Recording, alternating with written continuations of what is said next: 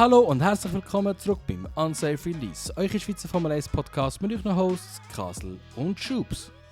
Nach einer zweiten kleinen Frühlingspause sind wir endlich wieder back und wir haben kleine Themen hier und da verteilt und dann zusätzlich ein wunderbares Nürburgring-Rennen, 24 Stunden. Das haben wir natürlich geschaut und wollen euch ein bisschen unsere Impressions geben. Zudem logischerweise noch der Kanada Grand Prix mit ganz viel Racing-Action und Drama. Ich wünsche euch bei dieser Episode ganz viel Vergnügen. Und nach der zweiten kleinen Sommer- oder Frühlingspause, wie man so will, sind wir wieder back im F1 Management Simulator. Spaß beiseite, es hat sich ja doch wirklich deutlich etwas da.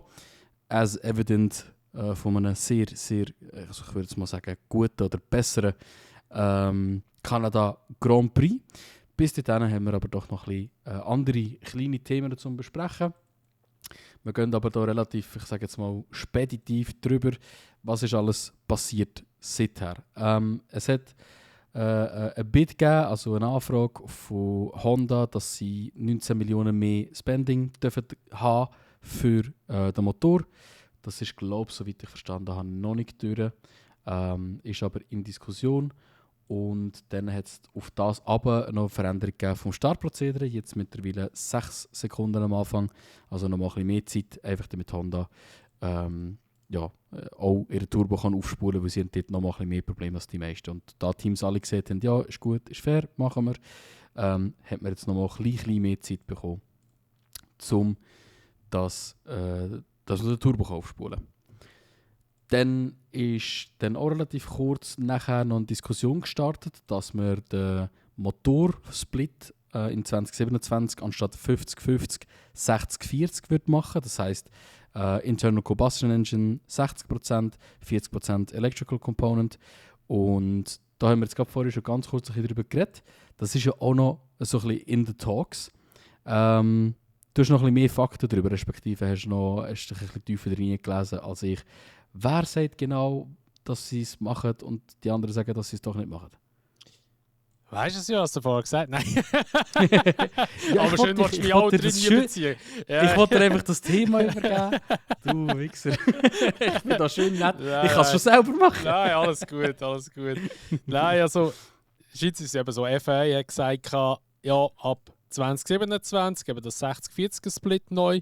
Respektive es ist ja nicht so, dass die Batterie kleiner wird und der Verbrennungsmotor grösser wird in dem Sinn, sondern man hat einfach mehr Benzindurchfluss. Das muss man auch noch erwähnen. Also grundsätzlich bleibt es mit 50-50, aber durch mehr Spritdurchfluss, also sprich mehr Verbrennung, hat man halt dann eben sagen wir, die Machtverschiebung auf 60-40. Einfach nur nebenbei erwähnt. Und das ist eigentlich etwas, wo der FIA gesagt hat, hey, das kommt. Und es hat eigentlich kein Team gross etwas davon gewusst, dass das kommt. Respektive Mercedes hat nur gesagt, ja, wenn es kommt, muss man halt einfach immer noch ein bisschen den Umweltaspekt ein bisschen im Hinterkopf haben. Jedoch ist es ja eher so, dass kann ich es gaxen, dass ja mit synthetischem Benzin gefahren wird. Dementsprechend ist es ja ein geschlossener Kreislauf. Also, ja, haben wir schon ein paar Mal angesprochen, dass was hinten bei den Autos rauskommt, ist schon mal in der Umwelt gewesen. Also ist wirklich eigentlich zu 99% CO2-neutral. Und ja, soviel ich weiss, man liest immer wieder etwas anderes, soviel ich weiss, ist eigentlich Ferrari, der nicht so dafür ist. Es ist Audi logischerweise, der nicht dafür ist, und auch Honda ist nicht so dafür. Weil gerade halt Audi, Honda kann ich verstehen. Weil es halt einfach, ja, ich sage es mal, Audi vielleicht eher sogar wegen dem komplett neuen Motor, den sie gebaut haben. Honda, ja, auch ein bisschen. Obwohl dass sie ja auch ein bisschen bei Red Bull mit dabei sind, ja noch bis jetzt eigentlich Ende letztes Jahr. Aber gleich halt, haben auch müssen von Grund auf ein bisschen Neues entwickeln. Und die sagen ein bisschen anscheinend dagegen, aber ich kann es nachvollziehen, weil man hat viel Geld schon investiert in das aktuelle Motorreglement mit dem Split, wie es jetzt ist. Und dann nachher, muss man halt wieder etwas ändern, weil ja, das sind halt einfach auch wieder mehr Verschleißteile, vor allem halt, was Verbrenneranteile anbelangt, wo man halt einfach muss robuster machen muss. Man muss halt den Fokus wieder ein bisschen verlegen. Und ich denke jetzt gerade so Mercedes, Red Bull und so, die hätten vielleicht jetzt eher noch sage jetzt mal, die Kapazität, dass sie es machen können. Weil Mercedes sowieso ziemlich gut da steht mit ihrem Motor.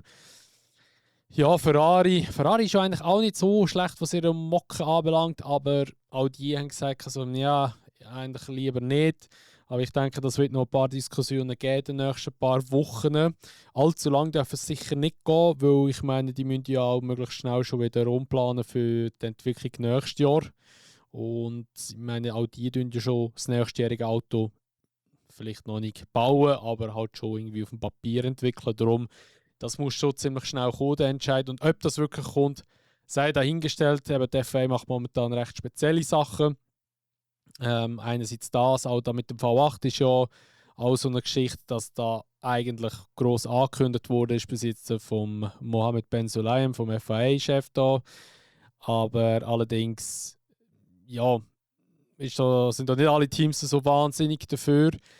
Es wäre sicher gut, wenn es günstiger könnte werden, der ganze Motor oder die Entwicklung für einen Motor. Aber der FIA hat dann einfach nur gesagt, also, ja, ab 2031 können wir sowieso entscheiden, was wir machen wollen, weil dann das Concord Agreement ausläuft angeblich. Ja, klingt recht machthaberisch, muss man sagen.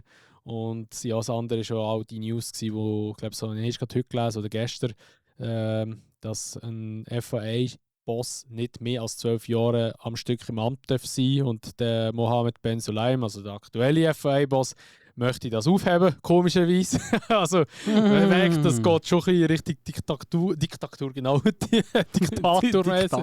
Ja. Der Mohammed wird da langsam ein bisschen zum Diktator. Ja, also sehr, sehr, sehr, sehr, sehr mysteriöse Sachen passieren da momentan, also von der FIA-Seite vor allem. Aber ja, die sind ja seit und je in der Diskussion. Ja, definitiv. Aber es ist immer dasselbe und es sind halt immer die gleichen Leute, die die Entscheidungen treffen.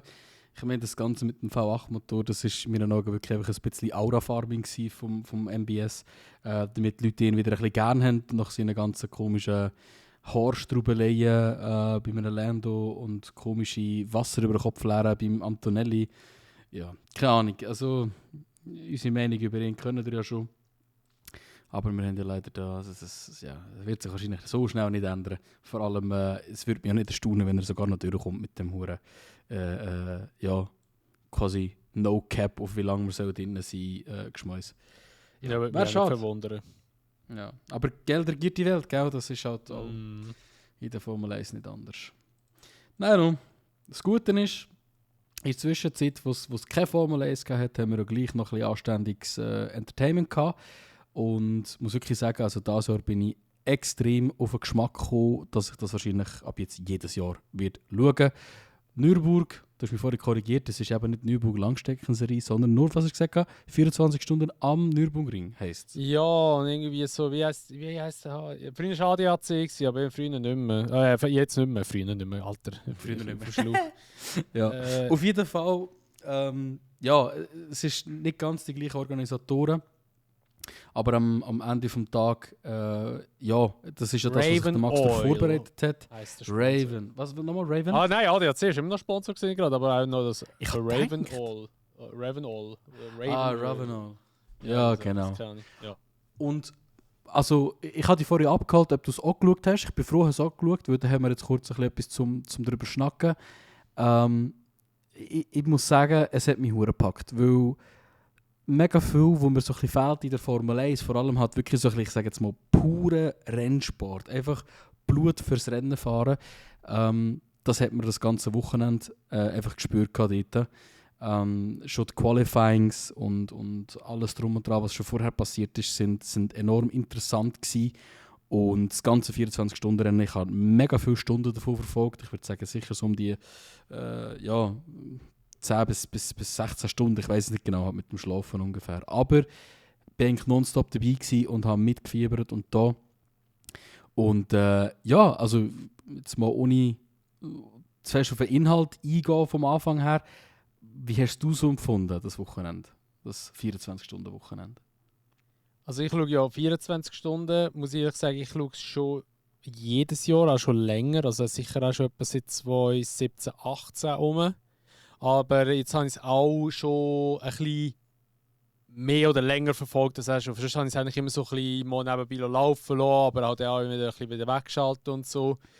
Man hat schon gemerkt, das hat mehr Leute, aber da war schon klar gewesen wegen Max, weil ja, der hat natürlich schon die ganzen Leute hergezogen. Ich meine, es ist ja das erste Mal seit Jahren, wo es mal ausverkauft war. Das hat es ja noch nie gegeben.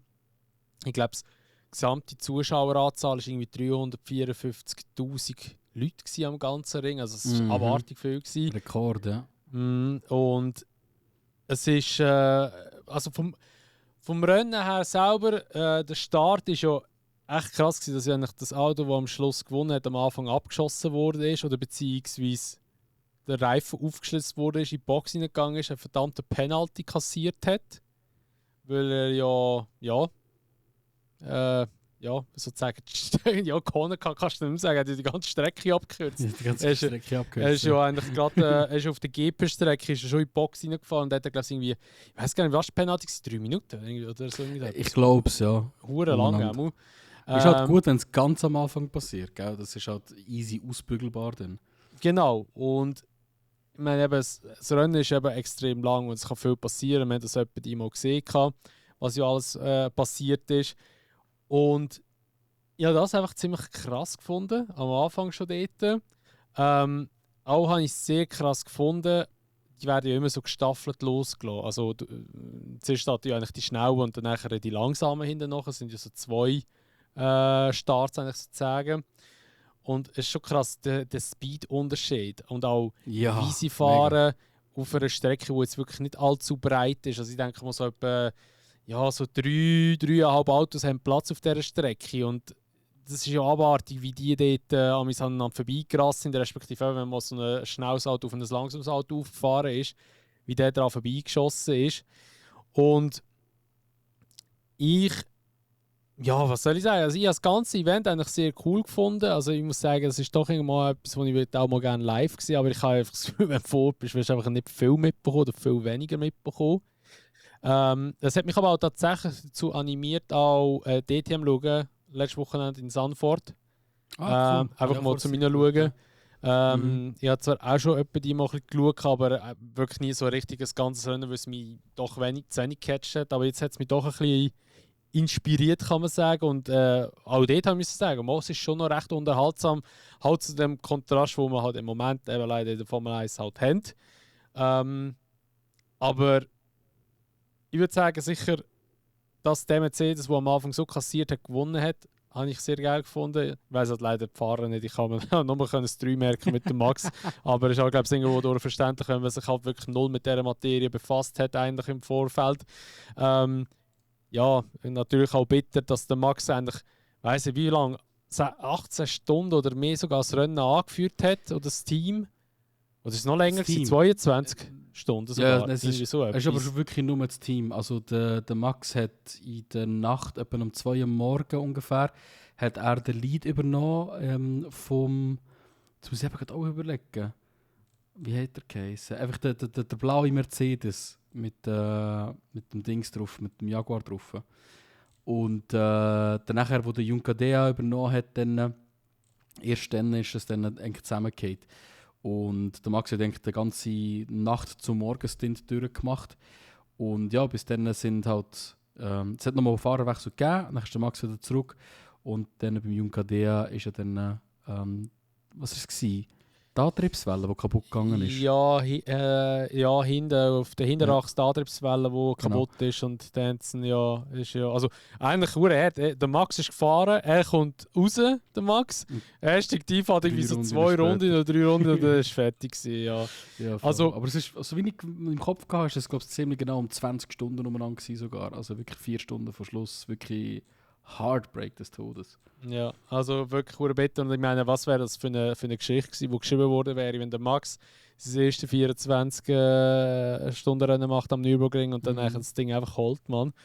Das wäre schon sehr, sehr, sehr krass gewesen, wenn das geklappt hätte. Aber ja, hat es leider nicht. Ich bin immer noch am schauen, ob ich da irgendwo das Auto finde. Was der aber gewonnen hat, oder? Ja, aber da warte, habe ich ganz da. Jetzt habe ich ihn gefunden. Das ist das Auto. Der Estre, glaube ich, Kevin. Nein. Engel. Der Estre ist der Engel. Ja, genau. Maro Engel, der Stolz, Schiller und Martin. Ja. Die Fahrer geheißen, genau, wo wir gefahren sind. Ich muss aber wirklich sagen, also das Team generell, also das Team vom Engel und vom Verstappen, einfach sackstark gewesen. Also wirklich dominant wie Sau. Also ich glaube, das ganze 24-Stunden-Rennen war immer einer von diesen beiden vorne gewesen, außer ganz am Anfang. Lamborghini noch der ist vorne Estre und der Grello, genau, und der Lambo schon noch vorne gewesen. Und was ich krass gefunden habe, also es ist halt wirklich so absolut typisches 24-Stunden-Rennen gewesen. Weil bis jetzt, ich habe auch Le Mans verfolgt, die letzten 2-3 Jahre ungefähr. Und dort ist es meistens so, dass so in den ersten 4-5 Stunden gehen schon mal 30% von den Autos raus. Und dann tut es sich mal so ein bisschen beruhigen. Und das war extrem gewesen, wie viele von den absoluten Favoriten fürs Rennen zu gewinnen rausgefallen sind. Eben der Grello, der Kevin Estre, die Porsches sind alle draussen gewesen, oder viele davon draussen gewesen. Die Lambos sind, glaube ich, gegen Ende alle rausgefallen, wenn es mich nicht täuscht. Und dann hat es natürlich einfach auch sehr viele geile Überraschungen gehabt. Also zum Beispiel der Kombi BMW. Ja, das ist so eine geile Story. Ja. Was ursprünglich ein April-Scherz war, ist nachher zur Realität geworden und sie haben es einfach an die Strecke gebracht. Und das Ding ist dann also saumässig gelaufen, weißt du? Das war so geil gewesen. Und ich habe eben noch gesagt, ey, wenn es der Max nicht schafft, das Ding zu reissen, ich würde es mir so wünschen, dass der BMW das halt. Das wäre, weißt du, dass das für eine Marketing-Story gewesen wäre für BMW, wenn die das gerissen hätten. Aber was ich auch noch sagen wollte, der Aston, by the way, ist auch hure strong gewesen. Also, gesagt, Aston kann es eigentlich schon einfach in der Formel 1 nehmen. Ja, genau. ja. Aber ich muss wirklich sagen, also es hat für mich wieder so ein bisschen meine Passion für Motorsport allgemein aufgeweckt. DTM habe ich kurz reingeschaut, aber ich habe mir ganz klar vorgenommen, dann 24 Stunden von Le Mans zu schauen. Ich habe mir auch überlegt, ob ich so das Jahr 24 Stunden von Daytona schauen. Habe ich auch noch nie geschaut. Und ja. Daytona? Aha.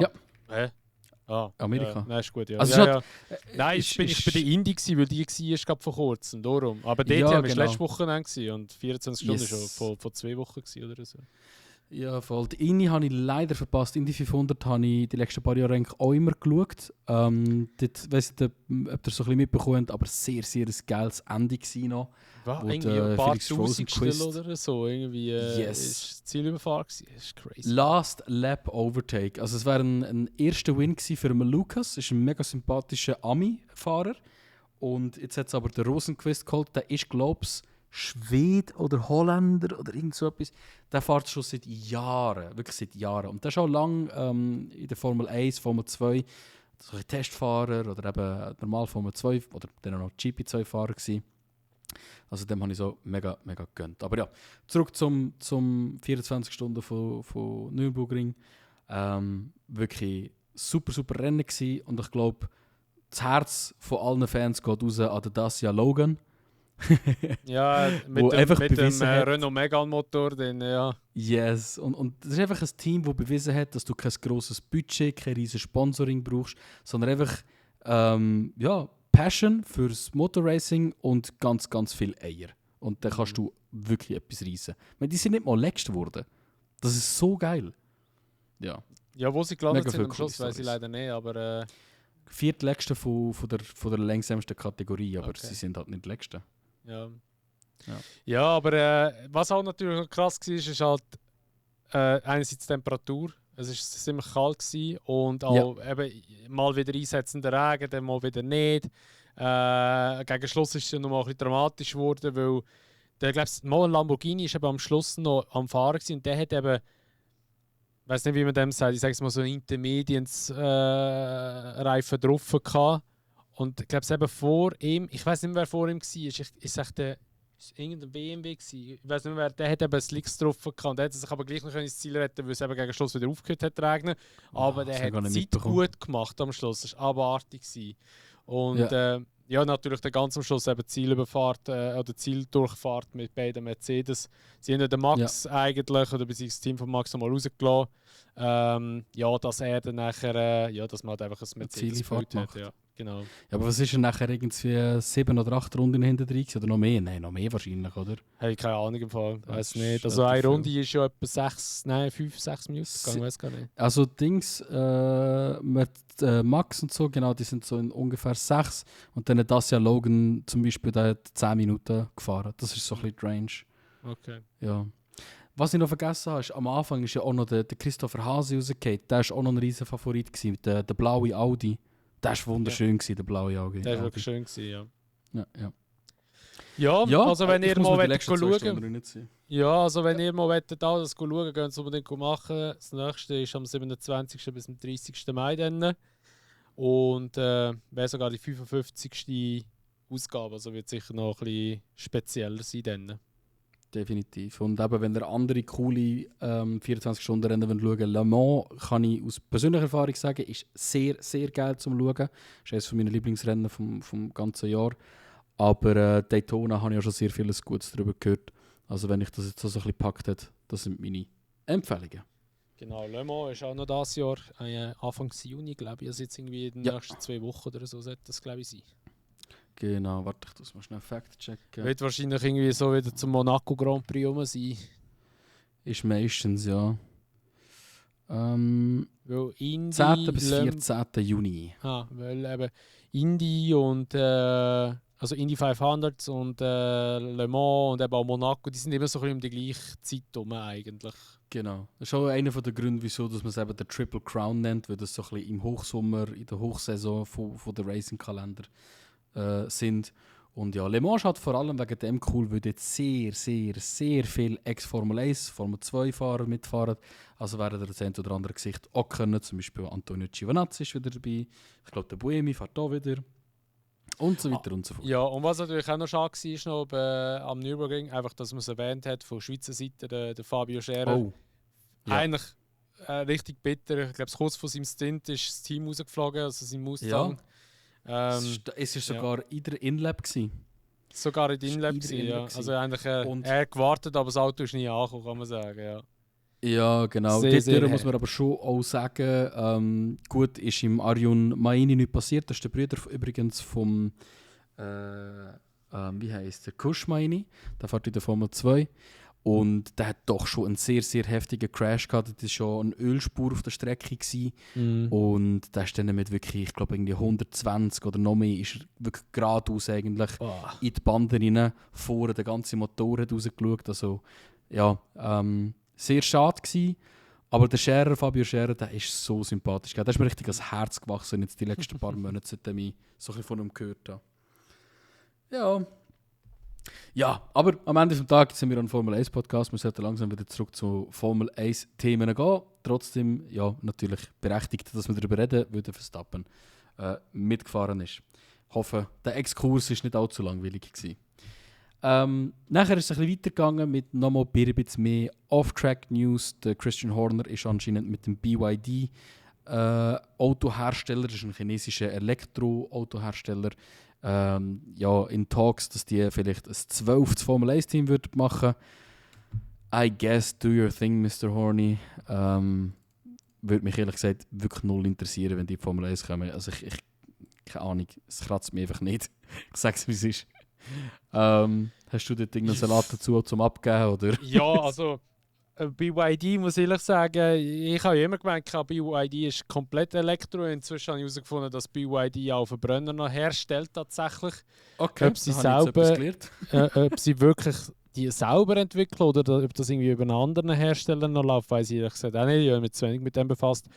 Also ich muss ehrlich sagen, wenn BYD in eine Motorsportserie einsteigen, dann in Formel 1 oder so. Aber Kollegen, also wir haben nichts in der Formel 1 verloren. Und das ist eben auch das, was mich ein bisschen aufregt. Da muss ich auch kurz vorgreifen. Also weißt, ich habe ja nichts dagegen, wenn Brands in die Formel 1 reinkommen, aber auch Gucci zum Beispiel, oder dass die das nächste Mal sind. So. Da siehst du einfach nur, dass die alle nur von der Formel 1, von dem Hype, wo leider die Formel 1 immer noch ein bisschen hat. Also ich finde zwar, es ist schon weniger geworden, aber leider immer noch ein bisschen hat, dass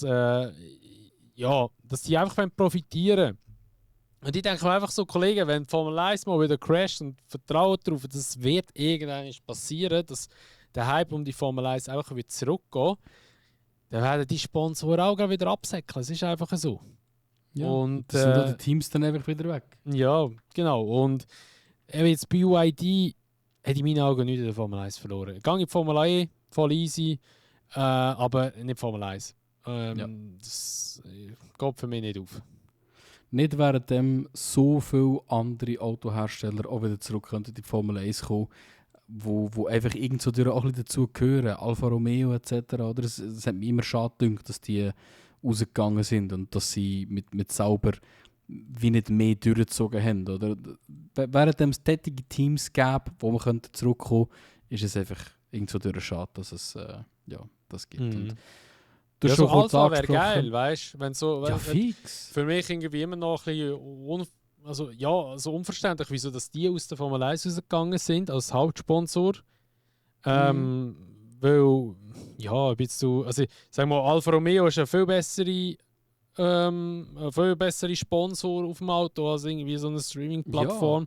Und ich Ja, meine. und auch nein, sorry. Ja, sorry, also auch allgemein, weißt du, einfach so Autobrands, sage ich jetzt mal, die auch wirklich Ja. eine Verbrennergeschichte Japaner. haben, sage ich jetzt mal. Honda, Toyota, die sind Mhm. nie Netz. Die Ja, mal hätten schon Toyota, längstens für das Team Toyota sollen ist, machen. ja gut, Toyota ist auf Haas, Honda ist Aston. Ja. Also, sie sind ja schon ein bisschen vertreten, weißt du.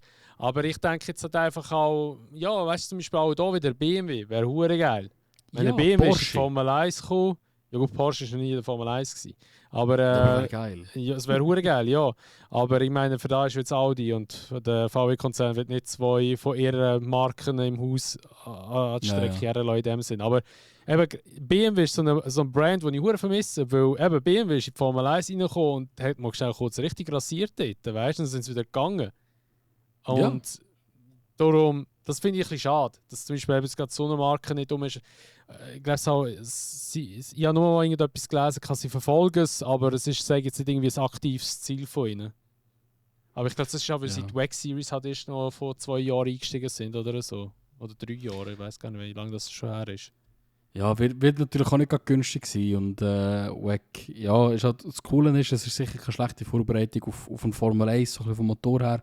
Klar, da geht es nochmal mehr auf Reliability als nur reinen Speed, aber ja, du schau am Ende des Tages, eben, wir haben es schon ganz kurz angeschnitten, es hat jetzt halt wieder News gegeben, Gucci wird der Hauptsponsor von Alpine und ja, für mich macht das auch einfach gar keinen Sinn. Einfach schlichtweg, es ist einfach nur Branding, wo sich dann wieder ändern. Gucci leistet sonst keinen Beitrag für Formel 1. Ist Gucci überhaupt, ist das, also ich kenne mich mit Brands teilweise nicht aus. Ist Gucci französisch? Nein, italienisch. Ist das, Dings, okay. Der Flavio Briatore hat dort logischerweise seine Finger im Spiel gehabt. Ich weiß nicht genau, der wird safe Connections haben wegen Benetton. Aber Gucci ist rein italienisch und von dem her, ja. Das wird eine Entscheidung von ihm gewesen sein, dass das so wird stattfinden. Louis ist Dings französisch gewesen. Louis Vuitton, ja, das ist französisch. Ja. Genau. Ja, eben weißt ich kann mit so Brands nicht anfangen. Das sind für mich so richtig. Also, wenn jetzt du so Zeug da hast, also nicht persönlich, aber da, für mich bist du schon automatisch abgekommen, wenn du nur so Zeug hast. Oder einer, der es einfach unbedingt haben, auf dem Bazar kaufen. Ja, absolut. Aber, ja. Ich bin jetzt mittlerweile sogar bei Rolex so. Wenn jemand unbedingt mit seiner Rolex muss rumlaufen und flexen, dann habe ich so die ähnlichen Gedanken mit dem. Ja, voll. Ja. So geworden. Ja, no. Ist wie es ist. Ich glaube, wir machen uns langsam sehr viele Feinde, Mann. Wir sind immer die ganze Zeit nur am Motzen, was scheiße ist und was wir kacke finden.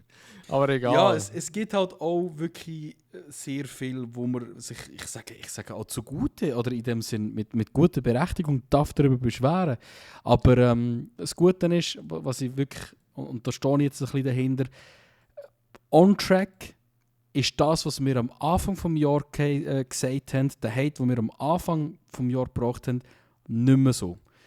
In Miami weiss ich noch, dort habe ich gesagt, wir müssen mal schauen, vielleicht ist einfach wegen Miami das Rennen auch ein bisschen besser gewesen, weil das besser passt. So. Aber ich habe jetzt so in Kanada wirklich das Gefühl gehabt, dass wir wirklich viel ein spannendes Rennen hatten. Man hat nicht mehr so einen riesen hohen Managementhaufen gehabt. Und ich habe das Gefühl gehabt, das Management hat man wirklich als Fahrer auch sehr skillful müssen einsetzen. Und Ich weiss nicht, wie es dir gegangen ist, aber für mich hat sich der kanadische Grand Prix viel angenehmer angefühlt zum Schauen als noch die ersten 3 Rennen. Ja, das definitiv. Also, ja, ich habe jetzt letztes Mal schon gesagt, Miami ist für mich bis jetzt das beste Rennen gewesen. Und ich mag mich auch noch an die News erinnern, dass du gesagt hast, es war vielleicht einfach Miami bedingt gewesen. Und Kanada ist halt schon, haben es aber auch vorher schon gesagt, sehr energiefressend. Und man hat es aber nicht so extrem durch, man hat es gar nicht gross gemerkt, dass die Energie der Autos ausgeht. Es ist für mich vom Racing her, also der Schletzgummi-Effekt ist nicht mehr so extrem gewesen, zum Beispiel wie wir es in Australien gesehen haben, dort mit Russell und Leclerc. Da ist der eine vorbei, der andere vorbei. Und das hast du irgendwie nicht mehr so extrem gehabt. Und dort muss ich aber schon sagen, ist die Regeländerung, die sie auf Miami gemacht haben, ein richtiger Schritt gewesen. Und ich denke auch, es hat jetzt das Rennen zum Anschauen wesentlich angenehmer gestaltet. Ich habe es richtig krass gefunden, eben einerseits mal das Battle von Russell und Antonelli, genau, Messi, weil eben wie lange er dran war, auch Tire Wear, also eigentlich ist es immer so gewesen, dass du, wenn du lange hinter einem nachfährst, dass deine Reifen hure schnell aufgehen und so, und das ist irgendwie auch gar nicht so übergekommen, also die Reifen sind relativ gut auch gewesen, jetzt die Wahl von Pirelli und allem drum und dran. Auch zum Beispiel der Lewis, der am Max am Gegenschluss vorbeigegangen ist, dass der Max ihm gleich noch eigentlich können hinten nachfahren und der Lewis nicht einfach davon gezogen ist. Also, mir hat es gedacht, das Racing ist schon gut gewesen. Das ist wieder mehr so in die Richtung gegangen, wie es sollte auch gehen. Wenn jetzt das wirklich kommt mit dem 60-40-Verhältnis, glaube ich, sind wir wirklich wieder auf einem sehr guten Weg. Jetzt so, denke ich, es hat sehr streckenabhängig. Ich glaube jetzt auch nicht, dass in Monaco ein grosser Umschwung wird kommen, dass auch Monaco irgendwie zum Anschauen extrem krass wird sein. Ich denke, die werden, was Batterie anbelangt, ein bisschen mehr einen Überschuss haben. Vielleicht könnte es sein, dass dort der Schletzgummi-Effekt wieder mehr kommt, aber überholen wird sehr schwer sein. Aber es ist trotzdem so, dass jetzt zum Beispiel gerade auf Strecken wie Spa oder auch zum Beispiel Aserbaidschan, wo wirklich lange Geraden rum sind, dass ich dort jetzt vielleicht weniger das Gefühl habe, dass dort die Energie könnte extrem schnell ausgehen. Es ist ja so, dass für jedes Rennen die Energieabgabe und auch Einnahmen durch das Bremsen und Rückkoppeln immer wieder selber frisch definiert wird. Also da schauen sie ja schon sehr gut drauf. Und ja, wenn man das so beibehalten kann, denke ich, wird es sicher noch spannend werden. Oder beziehungsweise ist es zum Anschauen oder zum Mitfiebern sicher gut. Aber die ersten paar Rennen, also bis zu Miami, hat man wirklich nicht brauchen. Ab Miami jetzt ist wirklich gut gewesen. Und eben Kanada, also kann ich wirklich auch so von meiner Seite sagen, ich habe es sehr gut gefunden, ich habe es sehr unterhaltsam gefunden und bis jetzt wirklich das beste Rennen in dieser Saison, definitiv. Ja, definitiv. Und das halt nicht nur wegen dem Racing, sondern auch sehr viel, was sonst rundherum passiert ist. Wir gehen nachher gerade schön chronologisch durch, aber auch von meiner Seite, ja, ganz klar das beste Rennen, eben auch vom Racing her. Und ja, ich bin ganz bei dir. Ich sage selber auch, ich bin auch nicht abgeneigt, eine Lösung zu haben. Weißt, wenn das 60-40 jetzt nicht stattfindet nächstes Jahr, würde ich auch verstehen, wenn vor allem die Hersteller sagen, nein, also komm, jetzt haben wir die Reguländerung gemacht, jetzt wollen wir mal so mit dem Fahren schauen, wie es ist. Ich bin auch nicht abgeneigt für eine Lösung. Wir haben das ja bei den Reifen auch schon. Du hast jedes Wochenende andere Reifen. Wieso also auch nicht andere Motorenvoraussetzungen? Dass zum Beispiel in Aserbaidschan noch weniger Superclipping kann entstehen, in einer Strecke wie Monaco, wo aber nicht so ein Problem hast mit dem, zum Beispiel dann wieder zurück auf die Regelung gehst, die wir in Australien hatten, weil das dann nachher vielleicht das Qualifying schneller macht. Was auch immer, oder? Also bin ich auch voll dafür, dass wir vielleicht sogar streckenabhängig dann würde ich sagen, ey, da dürft ihr so viel Kilowatt und da dürft ihr so viel Kilowatt brauchen. Muss man halt alles ein bisschen ausprobieren, aber ich würde sagen, man hat die richtigen Entscheidungen getroffen, man geht in die richtige Richtung und es ist schon absolut sichtbar als Zuschauer, dass das Rennen wieder spannender wird. Kanada selber ist aber eben, wie gesagt, nicht nur durch gutes Racing spannend gewesen. Es hat sehr viel Drama gegeben auf der Strecke. Wir fangen mal beim Qualifying an, oder beziehungsweise fliegen nur ganz kurz drüber. Ist eigentlich, sage ich, sehr straightforward eigentlich gewesen. Was ich sehr, sehr cool gefunden habe, ist, dass der Hadjar immer noch ungefähr so ein bisschen in den Zeiten vom Max drin war. Das war, glaube ich, ein 13. Unterschied gewesen, maximal. Warte, ich muss es schnell vornehmen. Nicht einmal. Nein, überhaupt nicht. Der Hadjar hat im Q3 ein 1.12.935 gemacht und der Max ein 1.12.907. Und ja, ich habe ein bisschen Angst darum, dass das sich ab Miami wird mega differenzieren. Aber Miami scheint einfach ein schlechtes Wochenende gewesen für sie. Und ja, Podium, also Pole hatte den Russell Cole dann, Antonelli kurz hinter drin und dann nachher der Lando auch relativ kurz hinter drin. Also es ist, obwohl wir sehr viel Mercedes-Dominanz haben, wenn es um das Qualifying geht, nicht dominant. Es kann auch gut mal sein, dass wir einen anderen Pole-Sitter werden haben dieses Jahr, vor allem wenn das Development von zum Beispiel McLaren gerade so weitergeht. Aber danach, ja, über das Qualifying sonst ist nicht viel Spezielles passiert. Gehen wir direkt zum Sprint. Also was ich noch sagen wollte, war, dass im Antonelli sein Gap ist im Sprint Qualifying 68'000 gewesen und im normalen Qualifying für das Hauptrennen war auch 68'000 gewesen, meinte ich. Oha! Das habe ich gar nicht mitbekommen. Das ist ja krass. Und Scheinzeiger anscheinend hure intelligent. Er kann anscheinend noch sogar die letztjährige Rundenzeiten sagen, die er gemacht hat. Nicht nur die letztjährige. Er hat, for some reason, hat er ein fotografisches Gedächtnis. Es gibt ein Video von ihm und dem Bearman, wo er in der F2-Garage im Teamroom hockt. Und der Bearman fragt ihn random irgendwelche Rennen. Und dann kann er von dem Rennen seine Quali-Zeiten sagen. Oder auch Rundenzeiten. Und das geht zurück bis in seine Karting-Days. So, es ist wirklich wild. Könnte ich das reinziehen? Geht einfach mal im YouTube ein. Oliver Bearman, Hadjar, genau, Antonelli und Race Times zum Beispiel. Oder Quali Times. Sehr, sehr interessant. Ja, dann der Sprint selber war wirklich rassig gewesen. Nachher, also es hat dann schon schnell abgeflacht gegen Ende, aber am Anfang hat man, ich glaube, es Runde 3, 4 oder so, ein Engine-Problem vom Hadjar. Der hat nachher das Rennen einfach zu einer Practice-Session gemacht und dann in der gleichen Runde noch hat es angefangen rebeln zwischen Russell und dem Antonelli. Und da steige ich direkt in meinen Augen in das Thema vom Wochenende, oder auch für mich ist es das Incident vom Wochenende. Der Antonelli überholt oder versucht, den Russell rechts zu überholen, ist gleich auf, zu dem Zeitpunkt aber, wo er abgedrückt wird vom Russell, nur, ich sage es, eine halbe Reifenlänge hinter seinem Vorderreifen, also eigentlich wirklich immer alongside. In meinen Augen hat dort der Russell gar keinen Platz gelassen und der Antonelli auf der Strecke gedrängt. Und bevor ich jetzt noch mehr zu meiner Meinung darauf sage, was ist deine Meinung zu dem Incident zwischen Antonelli und Russell? Ja, ich finde es grundsätzlich ja, fair ist es jetzt nicht gewesen. Es ist sicher schon hartes Racing gewesen, aber man muss im Antonelli eben auch lassen. Es war kein dummes Manöver gewesen, das er gemacht hat, weil da muss ich auch ein bisschen zurückgreifen auf den Max, weil der macht das genau gleich. Wenn er in einer Kurve sieht, ja, aussen also ist er aussen, dann lässt er sich einfach schnell herführen auf die Seite, dass er eigentlich wie gleich auf ist. Und wenn der nachher rausgepusht wird, heisst es einfach, ja, er hat mich rausgedrückt und alles, und dann kann es natürlich eine Strafe geben für ihn. Und ich meine, dass unter Teammates nicht so oft eine Strafe gibt, ist eigentlich ja klar, weil das heisst immer dann so von der FA, ja, wenn solange das keine Teile fliegen und einer in der Wand landet, schauen es intern an. Aber ich finde jetzt das Manöver nicht so dramatisch oder so gravierend. Also ich würde jetzt so nicht sagen, Russell, asozial von dir. Schlussendlich ist es um eine Führungsposition gegangen und er hat einfach hart verteidigt, ja.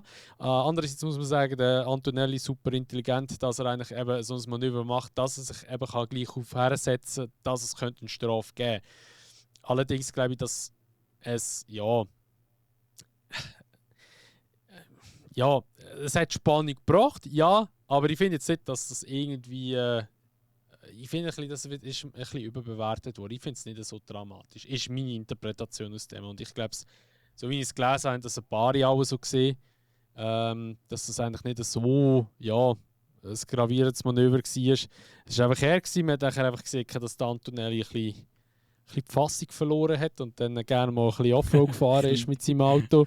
Aber nein, also ich finde es nicht einmal so extrem wild. Aber eben, das ist meine Meinung. Ja, also für mich ist, ich sage jetzt auch, der Move an und für sich ist nicht das, was es wild macht. Weil ich sage, es ist absolut berechtigt, dass der Antonelli sagt, hey, er hat mir keinen Platz gelassen. Ich finde aber auch, es ist berechtigt für einen Russell zu sagen, hey, ich muss meinen Platz verteidigen. Und ja, ich bin ja auch in dem Sinn selten mal hässig gewesen, wenn ein Verstappen jemand auf der Strecke gedrückt hat. Klar, es gibt auch dort absolut Manöver, wo ich sagen, Bro, okay, das ist jetzt völlig übertrieben. Sprich zum Beispiel Brasilien 20, was ist gegen den Hamilton 2022, glaube ich. Oder ist das noch 21 gewesen? Was? Hamilton Max, oder was? Hamilton und Max. Max drückt den Hamilton absolut krank raus in Brasilien. Ja, das wäre 21 gewesen. 22 hat ja der Hamilton so eine räudige Karre gehabt bei Mercedes, das war ja nirgendwo mehr gewesen. Ja, das war ja die Grounding-Era, oder Ground-Floor-Era, die erste. Genau. Aber für mich ist halt der Antonelli dort definitiv genug lang oder genug an der Seite von Russell, dass ich mir eben eine Investigation gewünscht hätte. Und das ist der Grund, wieso das für mich der Incident of the Weekend ist. Ich kann nicht verstehen, wieso dass man das nicht einmal notiert hat. Weil ja, das ist eben wegen Team 100 Pro. Ja, wegen Team ja, aber du machst ja trotzdem, es ist ja trotzdem, ich sage jetzt mehr oder weniger gefährlich, es kann ja trotzdem durch das ein Crash entstehen. Es ist in meinen Augen trotzdem irgendwo durch auch ein bisschen fahrlässig, so zu verteidigen. Und von dem her, für mich ist einfach das Problem, dass es nicht einmal notiert worden ist. Wenn man mindestens gesagt hat, gut, wir notieren, dass es passiert ist, dann wäre es noch etwas anderes gewesen. Aber ich sage, es hat eigentlich sogar auch eine Investigation gebraucht. Und das, mir egal, ob es eine Strafe gegeben hat oder nicht, aber dass es mindestens schnell im Detail anschaut. Und auch wenn es unter Teammates ist. Es ist in meinen Augen immer noch, wenn etwas zu einem Crash kann führen kann, ist es würdig, dass man das geschwind anschaut. Und das ist für mich so ein bisschen das, was mich aufgeregt hat. Aber es hat, glaube ich, ein sehr guter Vorreiter gewesen für das, was wir sonst noch zu sehen bekommen haben. Oder? Also, wie du schon gesagt hast, Antonelli ist nachher noch ein bisschen wild über das Zeug drüber gefahren, hat einen riesen Lockup noch gehabt, ist richtig mit Hass gefahren. Und ich glaube, das hat einfach nochmal zementiert, dass der Antonelli da ist. Und er ist schneller als der Russell momentan. Und er ist mental auch da. Und das ist das, was man vielleicht nicht erwartet hat von so einem jungen Schnaufer. Aber der ist mental auf der Höhe. Der geht mit dem Druck so easy um, als ob der gerade für ein Go-Kart-Championship am Fahren ist. Aber er führt gerade Formel 1 WM. Und der noch deutlich jetzt gerade nach dem Rennen. Aber ja, ist ein cooler Vorreiter gewesen, für was nachher im Rennen alles noch so gekommen ist. Genau. Ja, also ich muss auch sagen, Kimi Antonelli momentan für mich wirklich brutal gut am Fahren. Und also ich gönne es ihm mal hure, weißt du? Also, es ist irgendwie so, wenn er gewinnt, habe ich auch Freude. Und darum ja, wir kommen zum Rennen. Wir haben das Battle mit dem Russell, oder? Das war ja schon hure geil gewesen. Das ist jetzt über mehrere Runden. Das, wie lange? Etwa 25 Runden oder so? Also die ersten 25 Runden, wenn wir die Highlights schauen, gell?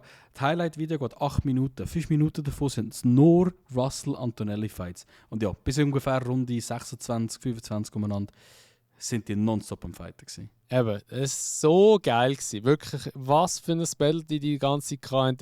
Der Antonelli hat immer wieder vorbeigehen und dann ist er mal vorbei und dann hat er einen Fehler gemacht, dann ist der Russell vorbei, dann hat der Russell einen Fehler gemacht und dann ist er wieder vorbei. Geil gewesen. Auch weißt, beide noch Fehler gemacht, was das Ganze auch wieder spannend gemacht hat. Und zwischendurch haben wir schon gedacht, das Live-Feed könnte schon auch mal ein bisschen die anderen Autos im Hintergrund zeigen. Da passiert vielleicht auch mal noch etwas oder so. Aber sie haben wirklich immer nur das Battle gezeigt. Das war so geil gewesen. Und eben, nach schlussendlich Russell, ja, hat er müssen das Rennen aufgeben, was wieder ein paar Memes generiert hat. Ich habe es ziemlich enjoyed, muss ich ehrlich sagen. Ja, ich auch. Ja, also es ist, Russell ist ja glaube ich nicht so der beliebteste Fahrer. Nachher ist jetzt auch noch einer rausgefallen, den ich auch noch ziemlich enjoyed habe, muss ich ehrlich sagen. Nein, aber es ist einfach, ich weiß nicht, es ist so richtig geil gewesen. Es hat Spaß gemacht zum Zuschauen. Es hat ja wirklich ein bisschen gefesselt, auf Fernsehen zu schauen, was so abgeht. Und ja, also eben, wenn das so in den nächsten paar Rennen auch weiterhin so ist, wenn die wirklich so ein bisschen fighten und so, dann ist das geil. Ich hätte es jetzt noch richtig cool gefunden, wenn es, muss ich das schon auch sagen, obwohl sie immer gefightet haben, haben sie trotzdem immer noch eine verdammte Gap gehabt zum Drittplatzierten. Wäre geil, wenn dort irgendwie die Gap mal kleiner wird und das halt irgendwie noch das dritte Team oder das zweite Team könnte mitmischen oder sogar eben das dritte Team. Ich denke, McLaren hätte Potenzial gehabt, wenn sie da nicht irgendwie Ferrari-Strategien anwenden und mit Inters losfahren. Wie dumm, dass man muss sein, zum Inters starten. Ja. Gut, der Audi hat es ja glaube ich auch gemacht bei einem Auto oder so. Also selten dumm. Ich meine, wenn es trocken ist, fährt man doch nicht mit Inter. Sie sind zwar mit Regen gerechnet, aber du hast so viel Zeit verloren. Der neue Inter ist wesentlich härter als der alte. Plus heisst es bei diversen Regentests, dass sogar der Full Wet besser ist als der Inter. Und so etwas hat es schon Ewigkeiten nicht mehr gegeben, dass der Full Wet besser war als ein Inter. Und es war immer so, dass man den Full Wet ja komplett auf den hat man verzichtet, weil er so scheiße war. Aber anscheinend haben sie den jetzt so gut gemacht und die Inter haben es so scheiße gemacht, dass man lieber auf den Full Wet würde gehen. Aber ja, darum, ich habe es nicht verstanden. Für den Max ist es schlussendlich gut gewesen und für Red Bull, die haben dafür können nachher, eigentlich so als Best of the Rest, obwohl das nur zwei Fahrer waren, die best waren, und der Rest war wirklich nur noch Reste gewesen, dort ein bisschen gekämpft haben. Oder gefahren sind, so muss ich sagen. Ja, aber ich glaube, das ist generell halt einfach noch so ein das Ding. Also Race Pace, da fährt Mercedes einfach immer noch an komplett davon. Und ja, was ich mega, mega schade finde, ist, dass halt Ferrari, obwohl sie One-Lap-Pace extrem stark sind, Race Pace hat einfach noch nicht gelangt. Hat es natürlich jetzt in dem Rennen trotzdem einen sehr, sehr coolen Fight gebracht, wo wir später noch drauf kommen. Aber bin ich ein bisschen bei dir. Also, ich hoffe mal, dass sich das noch ein bisschen ändert. Also wir nicht einfach nur Mercedes gegen Mercedes Fight vorne haben, aber ganz ehrlich, wenn jeder Fight, jedes Rennen so ist wie das mal, ist mir das eigentlich ziemlich egal. Das ist ziemlich cool.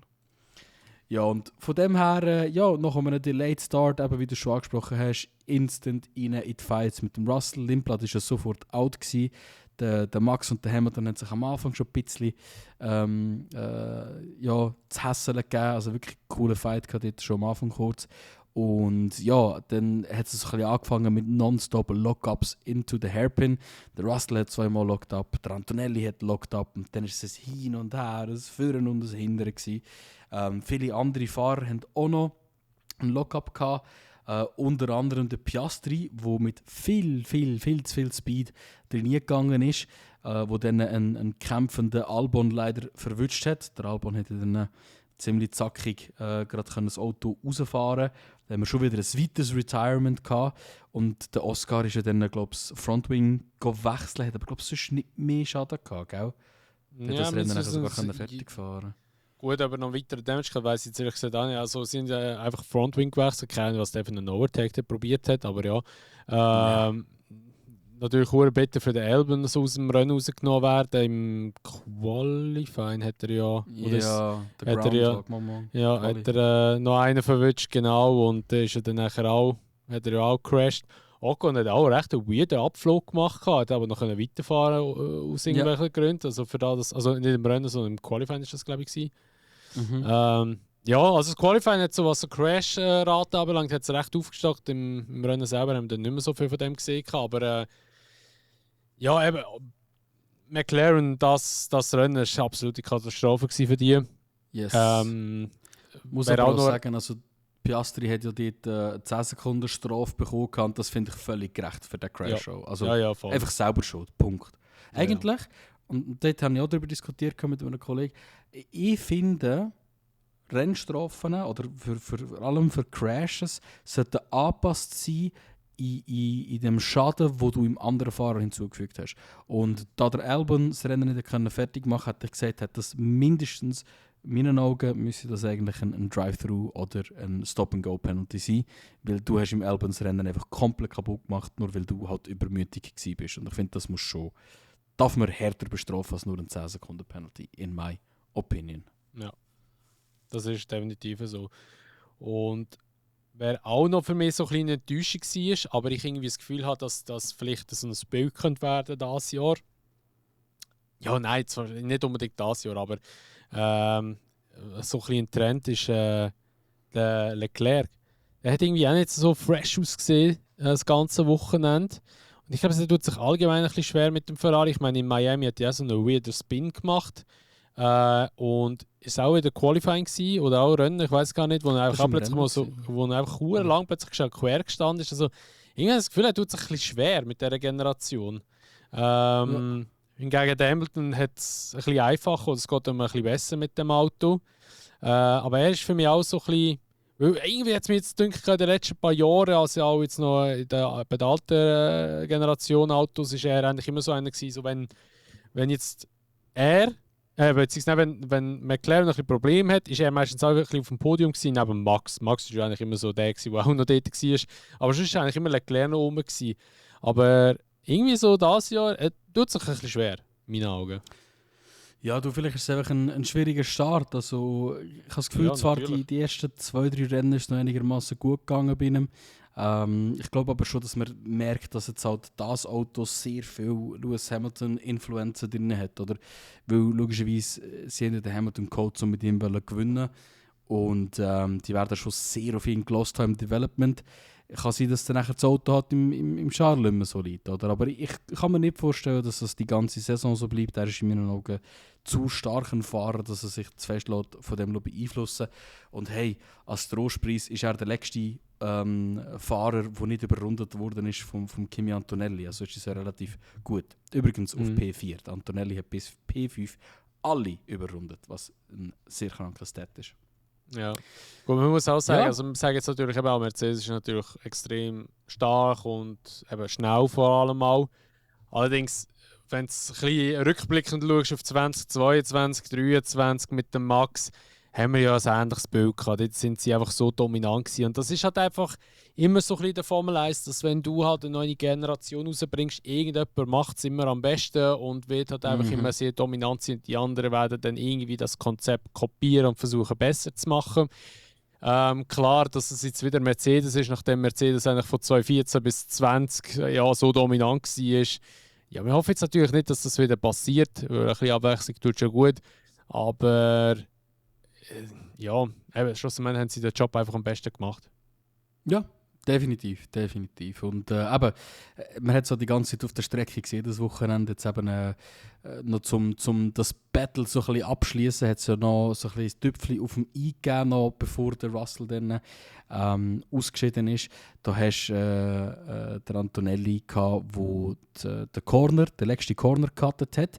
Dort dann auch wieder, hey, der Russell hat mich rausgedrückt. Antonelli voll hässig auf dem Radio. Und dann haben wir noch, ich glaube, das war das letzte Mal, den Toto noch mal über ein Radio hören, hey Antonelli, hör jetzt auf, deine Energie ins Motzen investieren, fahr. Und ich glaube, ich habe den Toto schon lange nicht so hässig gehört. Aber finde ich cool, oder? Antonelli zeigt jetzt mittlerweile richtig Charakter.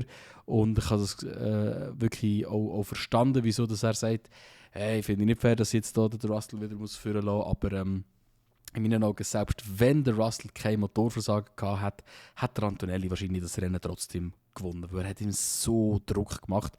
Und ich glaube, man merkt es eben auch. Der Russell hat mega viele Fehler gemacht im Racing. Von dem her, ich glaube, man hat noch lange überraschend auch für mich, also muss ich auch ehrlich sagen, weil eben der Russell gerade ist ja jetzt eigentlich nicht ein Fahrer, der unerfahren ist. Ich meine, der ist ja seit 2019. Das war unser Favorit am Anfang. Hey, ich schwöre. Ja, und ich schwöre, ich habe auch gesagt, also ich denke, Russell wird das Ding machen. Ich hätte dem Kimi, muss ich ehrlich sagen, ich hätte dem Kimi nie anvertraut, dass er im Russell so viel Druck machen kann. Beziehungsweise vielleicht hier und so da. schnell. Ich habe sogar noch gesagt in einem Podcast, ich kann mir schon vorstellen, dass er hier und da vielleicht mal das Rennen gewinnt, aber dass er gerade so am Anfang von der Saison so stark wird sein und im Dings so viel Sorgen wird bereit im Russell. Ja, also Respekt hätte ich nicht gedacht, aber ich finde es cool. Ich finde es wirklich cool. 100%. Und es ist halt wirklich, also ich finde es krass, weil der Kimi, ich habe mega Angst gehabt, dass Formel 3 skippen ein riesen Fehler war. Und die Formel 2-Saison hat wirklich nicht gut ausgesehen, weil alles, was er vorher gemacht hat, ist überragend gut gewesen. Der hat mehrere Championships, Karting Championships in einem Jahr gewonnen, einfach alles dominant weggefegt. Und ich habe mega, mega Angst gehabt. Aber jetzt beweist er gerade, wer er ist. Und ich meine, nur schon die Statistik, dass er der erste und einzige Fahrer ist, der seine ersten 4 Rennen am Stück gewonnen hat. Und da kannst du sagen, Mercedes hat ein gutes Auto hin oder her. Das machst du nicht einfach so. Und ist ihm wirklich sehr, sehr hoch anzurechnen.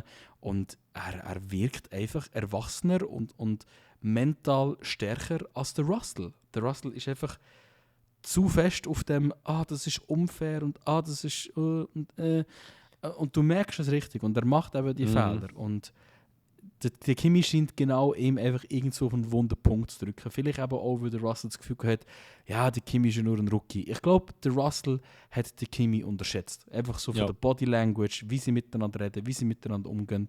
Ich glaube, der Russell hat nicht erwartet, dass der Kimi es so dieser Weg hat einfach auch keinen Fick gibt, dass der Russell sein Teammate ist. Wenn der überholen will, dann überholt er um jeden Preis. Und ich liebe das, wenn ein Fahrer so fährt. Ich liebe das wirklich. Ja. Das ist richtig cool zum Zuschauen. Und viele haben schon gesagt, also es ist so ein bisschen ein Rosberg- und Hamilton-Ding wieder, so wie früher. Hat ein bisschen Ansätze, aber ich finde, wenn jetzt so rein vom Fahrskill, also Rosberg ist schon ein sehr talentierter Fahrer und schon ein sehr, sehr starker Fahrer und Hamilton sowieso. Aber ich finde jetzt, ein Russell ist jetzt nicht so, also schwierig zu sagen, ob ein Russell auf dem gleichen Niveau ist wie ein Rosberg. Ich würde so spontan sagen, nein, vom Bauchgefühl her. Ein Antonelli hingegen eher schon, ja. Muss ich ehrlich sagen. Aber, also Antonelli, ich greife ein bisschen vor, aber als ich das Podium gesehen habe, habe ich mir sofort gesagt, ey, in 20 Jahren oder in 10 Jahren werden wir zurückschauen und sagen, boah krass, an diesem Podium oder in diesem Podium hat es 20 Championships gehabt. Weil ich bin überzeugt, der Kimi wird ein paar gewinnen in der nächsten Zeit, solange der Mercedes auf jeden Fall so gut ist. Ich bin mir jetzt schon ziemlich sicher, dass er dieses Jahr wird gewinnen. Ich sehe nicht, wie der Russell. Klar, die Saison ist lang und alles kann passieren, aber ich sehe nicht, wie der Russell irgendwo wieder anständig zurückgewinnen. Ich meine, es sind jetzt schon 35 Punkte, oder? Oder warte, wie viel sind es? Ich glaube, es noch mehr. Standings. Ja, ich weiß es gar nicht auswendig. Ich finde einfach, eben, wie du auch gesagt hast, es ist noch früh in der Saison auch, oder früher sind jetzt schon ein paar Rennen gewesen, aber es sind ja noch ein paar Rennen, es kann noch viel passieren. Ich meine, das beste Beispiel war ja auch letztes Jahr mit dem Piastri, wo es auch plötzlich bergab gegangen ist. Klar, dort hat auch noch das Team teilweise ein bisschen mitgemischt, so wie sie nicht hätten sollen. Aber ich meine, schau mal, wo jetzt der Piastri ist. Ich meine, ich hätte jetzt wirklich, wenn McLaren einen Fahrer gehabt hätte, der irgendwie hätte können Lampen machen können, hätte ich jetzt wirklich alles immer auf den Piastri gesetzt, weil ich einfach gedacht hätte, okay, irgendetwas hat sich geändert, wo er mit dem Auto nicht Schlag kommt oder so, okay, aber nächstes Jahr wird er wieder kommen. Aber er ist ja auch nirgendwo. Also ich meine, er hat 2 Rennen ja gar nicht mitgefahren. Also, ja, richtig. Und dann nicht einfach nur, weil das Auto irgendwie verkehrt ist. Es ist halt auch seine Fehler, die dazu führen. Ich meine eben, das jetzt in Kanada, also, das war schon übel gewesen, der Fehler, den er gemacht hat. Ja, das ist eigentlich ein Rookie-Mistake. Und es ist schon, es ist eine gute Widerspiegelung, dass er 10 Punkte hinter dem Norris ist, obwohl sie in einem Auto sind, wo noch nicht wirklich viel Podium und Wins können einholen, also beziehungsweise noch gar keine Wins können einholen, oder? Und Gap beim Antonelli Russell ist übrigens Russell 88 Punkte und Kimi Antonelli 131 Punkte. Also von dem her, es wird noch ein Zeit gehen, bis der Russell überhaupt kann, mathematisch gesehen, wieder im Lead sein. Da sind schon fast 2 Grand Prix dazwischen. Ja, also für den Antonelli natürlich gut, weil es gibt ihm auch Sicherheit. Definitiv. Weißt du übrigens überhaupt, ich habe nämlich gar nicht mitbekommen. Ich würde jetzt mal behaupten, Hydraulik, weil weißer Rauch hinten rausgekommen ist. Das heisst, Öl ist irgendwo verbrannt. Weißt du irgendwie, was genau beim Russell das Problem war? Ich habe keine Ahnung. Nein, ich weiß es auch nicht, ehrlich gesagt.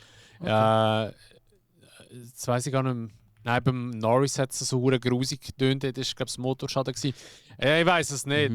Ich weiß nur, dass er $5.000 hat müssen zahlen oder Euro für, als Strafe, weil er ja das Headrest rausgerührt hat und andere Schmeiß rausgerührt hat.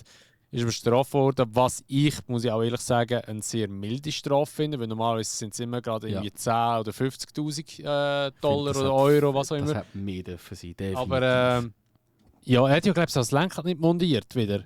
Und die müssen das immer, dass ja die Marshals das Auto können wegschieben und das hat er auch nicht gemacht. Und gut, ich verstehe es, super frustrierend gewesen. Er hat sich aber im Nachhinein noch entschuldigt, was er gemacht hat, eben, dass er Zeug umgerührt hat und auch eben dem Marshal die Arbeit noch schwerer gemacht hat. Da hat er sich nochmal entschuldigt, das finde ich auch fair, dass er das gemacht hat. Aber also in meinen Augen hätte es auch 10 oder 15'000 sein, hätte ihn wahrscheinlich nicht kratzen. Ja. Und vor allem hätte ich ehrlich gesagt auch erwartet, dass es Penalty Points gibt auf seine Super License drauf. Weil, fände ich in so einem Fall einfach gut. Du rührst einfach nicht Sachen auf Strecke. Ich meine, der Headrest muss einfach ein bisschen blöd bouncen und liegt dann in der Mitte der Straße. Der fährt ein Fahrer darüber, knallt die Banden und bricht sich ein Bein. Klar, übertrieben, aber genau so Scheiß kann halt eben passieren. Und ich finde es vor allem einfach auch peinlich von ihm. Aber das ist für mich schon immer klar gewesen, dass er so ein Hypocrite ist. Aber er ist ja ausgerechnet der darüber gemotzt hat, dass der Max immer gerade ausrastet, wenn etwas mal nicht so läuft, wie er das will. Und jetzt hast du mal ein Wochenende, das nicht so läuft, wie er will. Und er rastet genauso aus. Also, er muss gar nicht mehr die Schnorren auftun, wenn ein anderer Fahrer mal hässig wird. Der hat so viel... Also, ich habe sonst schon ihn nicht so gern, aber er hat nochmals so viel Respekt verloren. Für mich, so mit dieser Aktion. So. Ja, kann ich verstehen. Ja, nachher hat es nochmal einen feisty Move gegeben. Wir kommen langsam so gegen Ende des Rennen. Der Hadjar, Leclerc. Ich muss dir sagen, am Anfang habe ich mich ein bisschen gefragt, wieso der einen Penalty bekommen hat, weil es hat für mich als erstes so ausgesehen, dass er nur ein Defensive Move macht. Aber er macht relativ klar 2 Defensive Moves.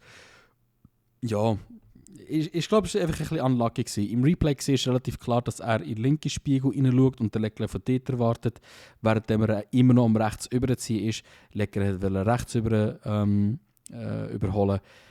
Ich habe es ein bisschen krass gefunden und dann vor allem eben, wenn du es so anschaust, dass er die gleiche Strafe bekommt, wie der Piastri bekommen hat für einen Albon-Crash. Es ist beides mal ein 10-Sekunden-Penalty gefunden. Und wegen dem bin ich nicht ganz einverstanden. Ich finde, da muss sich am Regelwerk etwas ändern. Aber wenn es ein Crash geworden wäre, wäre es ein sehr High-Speed-Crash geworden, ein gefährlicher Crash. Also ist es auch nicht schlecht, dass es einen Penalty gegeben hat. Das ist immer so meine Meinung dazu. Ich weiss nicht, hast du eine andere Meinung zu diesem Thema? Muss ich auch gar nichts dazu sagen. Super. Ja, und dann ist es noch mal ein bisschen abgegangen. Jetzt habe ich es falsch geschrieben. Neben der Norris ist nachher noch raus mit einem richtig hässigen Motorversagen. Ich habe gemeint, es war sogar Getriebe gewesen. Ich glaube, es einen Gang verloren und dann macht es und dann war alles raus. Perez, check ich nicht ganz, hat er die Bande berührt, dass sein Rad einfach während dem Bremsen in die Pit abgekehrt ist? Keine Ahnung. Das hat mich ein bisschen an Buemi erinnert. Da irgendwie, ich weiss nicht, wenn 2011 oder so oder 10, weiß nicht, wenn er war, in China, wo er beide Räder verloren hat. Ich kann es mir gut vorstellen, dass er irgendwo die Bande getutscht hat und nachher halt die Aufhängung irgendwo angeschlagen war und dann nachher durch die Bremskraft hat es dann alles verrissen. Ja, muss. Aber dort muss man generell sagen, dass Cadillac wirklich, ich sage, für das, dass sie ein neues Team sind, jetzt wirklich gut aussehen. Sie fahren wirklich langsam im Midfield oder im tieferen Midfield mit und ist wirklich eigentlich noch relativ cool für die. Dann haben wir aber nachher noch den goldigen Abschluss gehabt in meinen Augen und ich glaube, da hast du wahrscheinlich gesabbert vor dem Bildschirm, wo der Hamilton und der Verstappen gegen Ende noch ein bisschen gefightet haben. Mittlerweile bist du ja von beiden, sag jetzt mal, Fan. Und erzähl mal ein bisschen, wie hast du so ein bisschen den Fight zwischen denen gefunden am Ende? Also ich muss ehrlich sagen, ich hätte es jetzt mehr Gefühl gehabt, wenn der Max Zweiter geworden wäre. Ganz ehrlich, ich hätte es geiler gefunden. Ah, was? Wild. Ja, weil ich hätte es schon gefühlt gehabt, ich hätte es mal gehört gehabt, weil er ist ja eigentlich einer von den wenigen, der ja auch gesagt hat, so, hey, wenn das wirklich kommt mit 60-40er-Split, wäre er voll dafür, findet er gut. Es hat ja auch viel die haben wieder gesagt, dass er sich so überlegt, ob er so noch weiterfahren soll, weil es gibt andere Rennserien, die ihm momentan mehr Spass machen und das kann ich absolut nachvollziehen. Aber ich habe es auch krass gefunden, eben, der Hamilton hat wirklich auch gute Pace gehabt, ist schnell gewesen und ist auch wirklich gut gefahren. Das muss man mal lassen. Ich hätte es aber, ich weiß nicht, ich hätte es gleich einfach gerne gehabt, wenn es der Max Zweiter geworden wäre. Aber natürlich haben wir auch gleich gefragt für den Hamilton und ich habe es einfach geil gefunden, wo beide hintereinander nachgefahren sind und nachher beide haben ja eigentlich fast den gleichen DRS-Flügel. Also ja, DRS ist nicht mehr Active Aero-Flügel hinten. Nur der eine dreht sich in die andere Richtung und der andere in die andere Richtung. Es hat schon noch geil ausgesehen. Der eine ist fast doppelt so groß wie der andere. Ja, es hat schon noch lustig ausgesehen. Aber eben, ich war sehr überrascht gewesen, wo dann der Hamilton vorbeigegangen ist. By the way, ein sehr schönes Manöver aussen dort. Also sehr, sehr stark mega. Auch in Turn 1 rein. Aber ich war sehr überrascht gewesen, dass eben der Max so lange ihm hinten nachfahren. Also es war dann gar nicht so gewesen, dass er jetzt irgendwie der Hamilton voll davon gezogen wäre. Also er hat dann recht gut können noch mithalten. Aber ja, leider ist es dann eben am Schluss nicht ausgegangen. Aber ich sage mal so, das Endergebnis habe ich cool gefunden. Eben, Antonelli finde ihn sowieso sehr sympathisch und ich freue mich wirklich, ich habe mich bis jetzt immer gefreut, wenn er gewonnen hat. Ist Erster geworden, nachher Hamilton und Max. Also eben, hast ein cooles Podium gefunden. Definitiv. Für mich eigentlich, also bis jetzt ganz klar mein Favorite Podium of the Year. Und auch der Fight ist wirklich, also ich habe es einfach gefeiert, dass weißt, so viele Championships quasi zwischen diesen beiden Fahrern und wenn man vergleicht, wie sie im 2021 gegeneinander gefahren sind, die haben jetzt in diesem Battle so viel Skill und so viel Respekt gezeigt. Das ist einfach wieder mal so typisch gewesen. Und das hat mich wirklich so ein bisschen zurückversetzt ins 21. Und ich wünsche mir wirklich, dass die beiden nochmal fighten, nochmal einen Championship-Fight haben. Ich meine, stell dir vor, Ferrari gegen Red Bull wäre doch wirklich noch etwas zum Sehen. Noch einmal Hamilton gegen Verstappen. Das wäre wirklich ein Traum, ein Gaumenschmaus. Und nein, also Hamilton hat das Wochenende, ich glaube, eines von seinen besten Wochenenden der letzten 5 Jahre gehabt. Kann man, glaube ich, wirklich gäbig so sagen. Ja. Und, ich meine, letztes Jahr Ferrari ist ja wirklich Katastrophe gewesen, ist nie auf dem Podium gewesen. Das war das Jahr das erste Mal gewesen, wo er eigentlich aufs Podium kam mit Ferrari. Also abgesehen vom Sprint natürlich, aber von einem richtigen Grand Prix halt. Aber ja. Grand Prix, absolut. Und für den Verstappen auch cool, halt ein bisschen zum sehen, dass der Red Bull sich langsam so ein bisschen in den Griff über. Und ja, also ich hoffe, dass es so ein bisschen bleibt, dass wenn man vorher langweilig wird, dass die beiden ein bisschen fighten gegeneinander. Mega viel Respekt von diesen beiden oder in den Interviews dann noch gezeigt wurde. Sie haben sich beide gegenseitig gerühmt und zeigt auch, dass das quasi Wasser unter der Brücke ist, oder dass sie also es war ja generell nie ein Problem gewesen, dass sie sich gegenseitig gehasst haben, für das, was passiert ist. Sie haben ja beide immer verstanden, dass es außerhalb von ihren Händen war. Und finde ich mega cool, weil ich trotzdem aber das Gefühl hatte, sie sind ein bisschen kalt zueinander und das war ganz anders gewesen. Die haben auch im Cooldown-Room mega viel miteinander geredet und ich glaube, was sie halt auch so ein bisschen verbunden hat auf dem Podium, ist so ein bisschen die ja, kann man sagen, die Liebe zum Antonelli, ja, kann man glaube schon sagen. Ja. Beide haben ein absolutes Auge für ihn und feiern richtig, dass der gewinnt. Und ich glaube, das ist halt für Antonelli das perfekte Rezept. Ich meine, stell dir vor, deine beiden Mentors sind einfach Lewis Hamilton und Max Verstappen. Also fucking wild. Der wird richtig gut vorbereitet auf eine gute zukünftige Karriere. Wahrscheinlich schon, ja. Und dann ein wunderschönes Abschlussfoto noch auf dem Podium selber, wo der Antonelli vom Hamilton und Engineer dort aufgelöst werden. Ich habe ein mega cooles Foto gesehen noch. Das habe ich vergessen dir zu schicken. Es war quasi oben für «What we see» and then «What Toto sees». Du siehst oben für halt die richtige Teamfarbe und unten für haben alle 3 Podiumfahrer einen Mercedes-Suit gehabt. ja, hat etwas.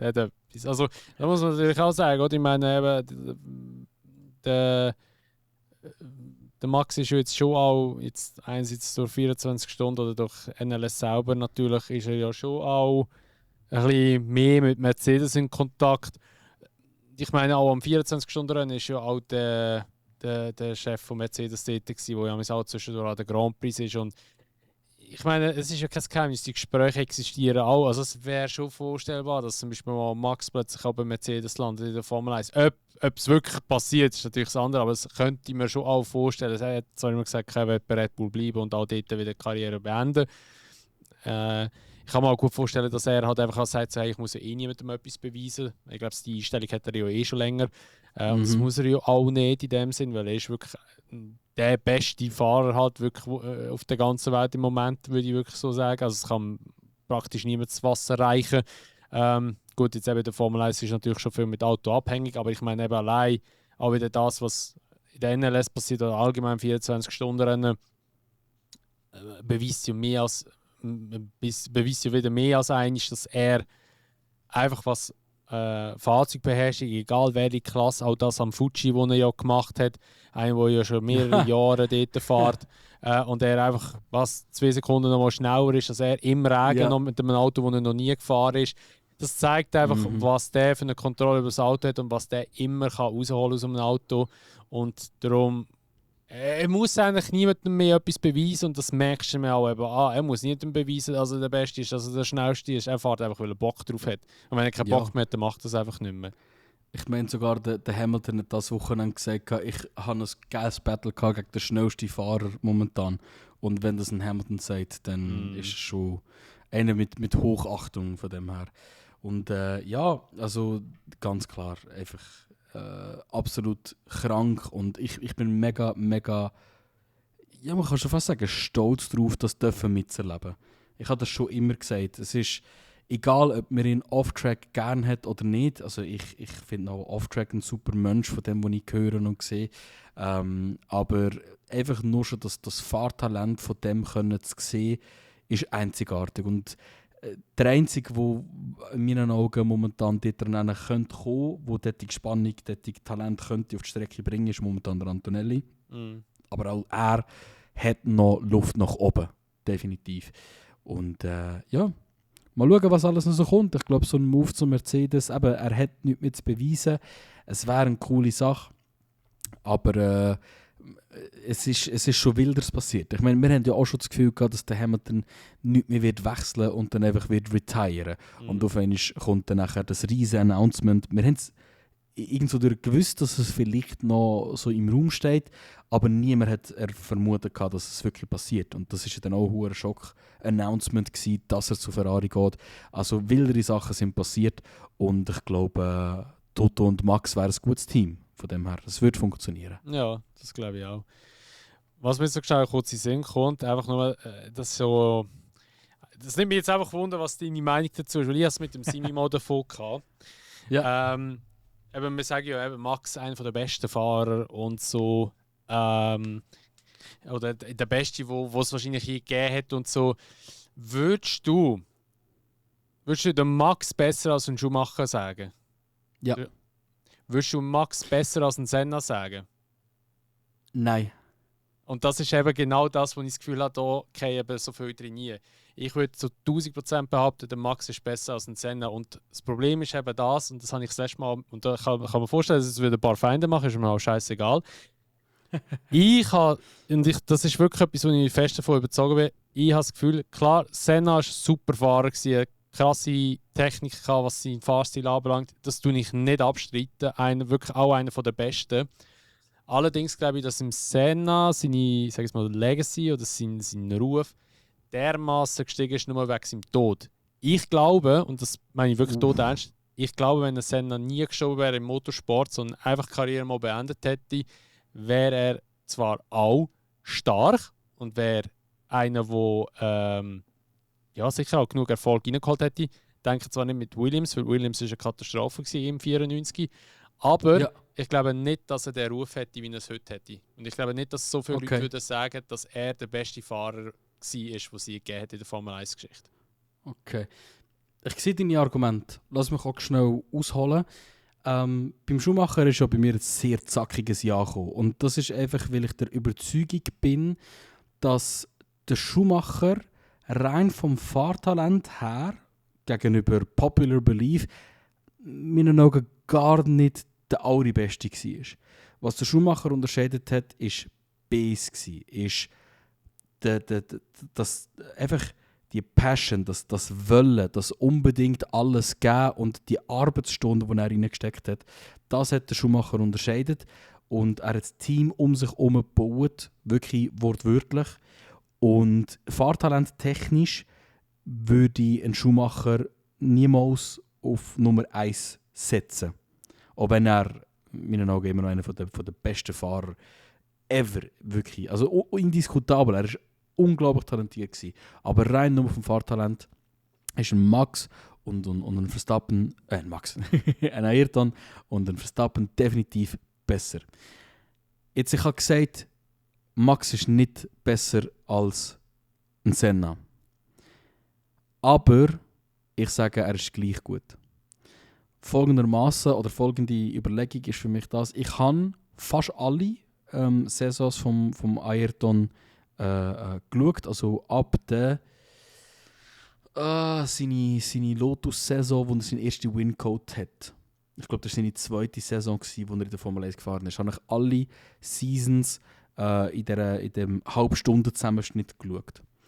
Und ich komme dort absolut auf die gleiche Meinung wie, ich glaube, ist es Damon Hill gewesen? Nein, ich weiß nicht, wer es war. Ayrton Senna ist im Vergleich zu anderen Fahrern, die manchmal gut waren, eine Ausnahme gewesen, weil er ist in jeder Situation gut war. Und ich sehe das bei Max auch. Ich kann mich nicht an ein Rennen erinnern, wo ich muss sagen, der Max hat komplett verkackt. Ich kann zu 100% beweisen, dass der Max schuld ist, dass er jetzt einen Scheiß gemacht hat. Klar, er hat am Anfang seine Crashes gehabt, aber auch in Senna hat seine Crashes gehabt. Und es gibt für mich kein Rennen, wo ein Ayrton oder ein Max anhand von seinem Versagen das Rennen verloren hat oder nicht das absolut Beste rausgeholt hat. Und das ist der Grund, wieso dass ich kann die beiden nicht sagen, ey, der ist besser oder der ist besser. Für mich sind die gleich auf und ich glaube, ich würde mich nie für jemanden von diesen beiden entscheiden. Das ist der Grund, wieso dass ich so geantwortet habe, wie ich geantwortet habe. Ja, gut, eben, wie gesagt, ist voll okay, das ist deine Meinung. Also, ich habe mich eben mal mit dem ein bisschen befasst und habe eben so ein bisschen überlegt. Und klar, es sind komplett zwei verschiedene Zeitepochen, da muss man natürlich auch wieder in den Raum werfen. Man kann das natürlich irgendwo dort nicht vergleichen. Allerdings würde ich gleich behaupten, dass wenn beide, sagen wir mal, Max Prime 2023 und Senna Prime, ich würde gleich sagen, Max ist besser. 100 Pro. Also 1000% sogar würde ich sagen, er ist besser. Weil, weiß nicht. Also mein Gefühl sagt das einfach, ich habe das Gefühl, und das finde ich aber ein bisschen schade, oder beziehungsweise nein, es ist ja auch schön, dass eben so ein Fahrer so geehrt wird und er eben eine absolute Legende ist und auch viel inspiriert hat. Und das wird ja auch gar nicht schlecht reden, überhaupt nicht. Ich finde einfach, dass durch seinen Tod das halt so viel verstärkt wurde. Und ich habe das Gefühl, dass ich habe mit dem Simi auch darüber geredet und er hat es auch irgendwie durch ein bisschen verstanden, eben, dass es wirklich auch gut kann sein, dass halt einfach eben, ja, durch den Tod halt ein bisschen gepusht wurde und dass, wenn er wahrscheinlich einfach eine normale Karriere gehabt hätte, dass wahrscheinlich er einer gewesen wäre, der vielleicht ja noch ein Championship geholt hätte oder so. Der Schumi hätte vielleicht irgendwie einen weniger gehabt oder so, wer weiß, oder? Das ist schwierig zu sagen. Ich meine, Benetton war ja nachher so stark gewesen und ja, vielleicht wäre es ja auch nicht nachher ein Hill gegen Schumacher gewesen, sondern irgendwie dann nachher ein Senna gegen Schumacher wieder. Also, wer weiß das? Eben, das sind natürlich immer so was wäre wenn, aber das ist einfach so ein bisschen so meine Meinung. Aber das habe ich weiß nicht, ich habe es noch nie gefragt, aber mit dem Simeon davon kam, das hat mich eben, also auch ihr, die es zulässt, macht euch mal Gedanken über das, was glaubt ihr? Und schreibt gerne mal eure Meinung beim Podcast, den ihr hört, in die Kommentare rein. Es würde mich auch wundern, was ihr dazu sagt. Aber ja, ich finde das eben auch so ein spannender Hintergrundgedanke, weil viele Leute werden ja eigentlich erst zur Legende, wenn sie ja eben eigentlich gestorben sind. Aber es würde mich auch wundern, wie wäre es eigentlich gewesen, wenn es nicht so passiert wäre. Aber ja, Also wo ich zu 100% bei dir wäre oder bei dir bin, ist und wirklich, nicht, dass ich es mir so wünsche, überhaupt nicht. Also ich wollte eigentlich gar nicht so eine Aussage sagen, aber sagen wir, der Max wäre jetzt gestorben, for some reason, auch irgendein Crash im Rennen oder so, irgend so etwas, dann hätte Max genauso einen Legendenstatus wie ein Senna. Dann wäre er auch in eine andere Dimension nochmal reingekommen, von Hype um seinen Namen herum. Und ja, dann würde man auch sagen, boah, der hat noch 20'000 Championships gewonnen und weiß auch nicht was. Also, ja. Ja gut, das Aber- hätte ich der Senna nicht können, weil er war schon auf einem Alter, gell? Ja, es geht, Er war aber auch der es ist Jüngste halt, gewesen. es ist wirklich schwierig zu sagen. Ich glaube, ich bin schon überzeugt, dass der Senna noch mehr Championships geholt hat, aber sei dahingestellt von dem her. Gut, er war auch schon Ja, 34 aber gewesen, interessant, gell, dort. Ja schon, aber du kannst gleich noch liefern. Also vor allem dann ist es ja nicht Kannst gleich noch abnormal liefern. gewesen. Ja, gut. Ew. Ja. Ja. Nein, aber Ja. ich glaube, sonst soweit haben wir eigentlich alles Yes. gesagt und erzählt, was wir wollen erwähnen in dieser heutigen Episode. Ist jetzt doch wieder ein bisschen länger geworden, als ich gedacht habe. Ich dachte, wir werden das etwa so in einer Stunde durchprügeln können. Aber wir sind gleich wieder bei 1,5 Stunden knapp gelandet. Aber ja, ich würde sagen, das war es mit der heutigen Episode vom Unsafe Release. Wir bedanken uns natürlich wieder recht herzlich fürs Zuhören bis am Schluss. Und wir wünschen euch natürlich wieder einen schönen Tag, guten Abend, guten Morgen, was auch immer. Und hören uns dann hoffentlich in 2 Wochen. Also mal schauen nach Monaco, was kommt nachher Spanien, irgendwo so dort dazwischen oder nach Spanien, je nachdem mal schauen. Je nachdem, was so alles passiert in der Welt von der Formel 1, hören wir uns dann wieder da im Unsafe Release.